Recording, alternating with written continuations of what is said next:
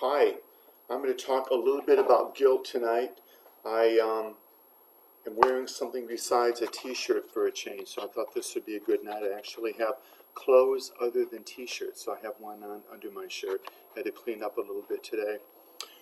This is part of my Just Got Diagnosed series. I have a website, www.justgotdiagnosed.com. It's a website that has a lot of my articles on it.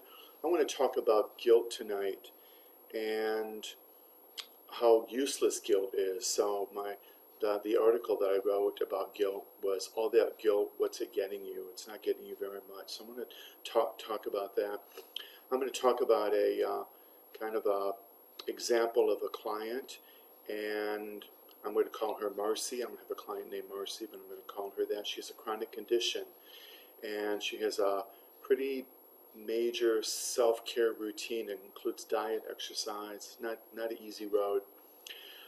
Let's say last week, Marcy went to a family event, and there was a lot of food, and maybe she ate a lot, ate stuff that wasn't on her diet, and ended up feeling kind of crummy the next day. She really overate and ate stuff again she shouldn't have eaten. She felt really crummy the next day.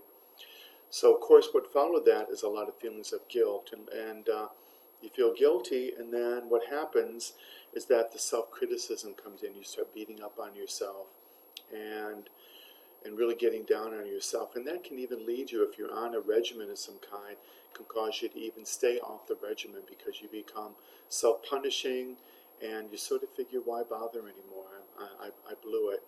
So here's some ideas to keep you from getting trapped when the guilt hits. So I hope this helps. One is to remind yourself that you're still human. We're all human, and we don't always follow through on what we say we would do. We don't always do what we know we should do. So to try to be perfect is really kind of setting yourself up to just feel guilty all the time. We're not going to be perfect. Yes, you got to stay on your routine, but no, you're not always going to do it. Things happen. Look for the lesson. Sometimes when you mess up on a routine, on a regimen, sometimes it's because it's too difficult. Maybe you've set standards for yourself that are too high. Maybe you're making demands on yourself that aren't realistic. Maybe you need to have a talk with your doctor about modifying your routine to something that's a little more user-friendly. Maybe you need more support. Maybe you need people around you to give you a little more support. Maybe build in a little accountability. So usually, not always, but often, if you fall off your routine, there's a reason, and if you look for the reason, maybe there's something that needs to be fixed, as well as, again, not beating up on yourself. Maybe this is a lesson in treating yourself with a little more kindness. That's worthwhile too. Use your guilty feelings to motivate you. In other words, don't get stuck in the guilt. Tell yourself, I feel a little crummy about this. I'm sorry that I didn't follow through, and I'm going to use that energy. Okay, guilty is charged. I'm going to use that energy to get myself back on track, to have some forward. But my hands look big when I put near the screen. Wow. To put some forward movement into your regimen, to motivate yourself. Also, focus on the benefit of compliance. I think or adherence, I think is the word we use now, not compliance. When you're not adherent with your self-care routine, often one of the reasons is that maybe you're doing a lot of awfulizing. You make it awful. So every day becomes a day of torture, of punishment on this routine because it's awful.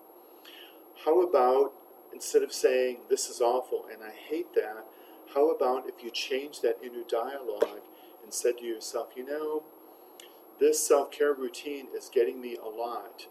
It's helping me to feel better. It's helping me to feel healthier. It's giving me more energy. It's helping me to stay active, helping me to do my work. It's helping to keep me in the game, to take care of my kids, my partner. Again, in other words, focus not so much on what you hate about the regimen, but what it does for you. What's it getting you?